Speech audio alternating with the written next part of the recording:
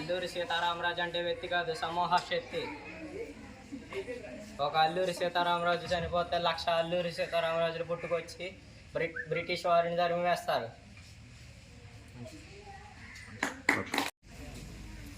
అయ్యో, ఎంతటి దుర్వార్త వినవలసి వచ్చినది. నా సోదరుడు బ్రిటిష్ వాళ్ళ కుట్రకు బలయ్యాడా? నా వెన్నంటి ఉన్న నా సోదరుడు ఇక లేడా? ఎంతమంది వీర సైనికులు తమ ప్రాణాలు దేశమాతకు అర్పించారు.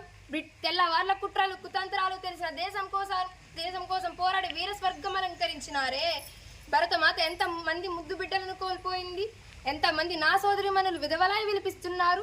భర్త చనిపోయిన బిడ్డలకు వీర తిలకం దిద్ది యుద్ధ భూమికి పంపుచున్నారే. కోల్పోయి తాము కూడా భరతమాతకు సంఖ్యలు తెచ్చుటకు కథన రంగమునికి ఉరుకుచున్నారే. నా భరతమాత ముద్దు బిడ్డలు ఎంత ధన్యులు.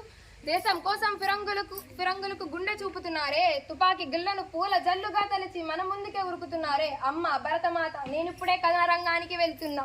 ఈ తెల్లవాళ్ళ కుట్రలు కుతంత్రాలు ఇక చెల్లవని నిరూపిస్తాను. ఆడది అపలా కాదని నిరూపిస్తాను. శత్రువులను తరిమి కొడతాను. నిజాయితీగా ధర్మ యుద్ధం చేస్తాను. నా చివరి రక్తం బొట్టు కారే వరకు పోరాడతాను. విజయమో వీర స్వర్గము.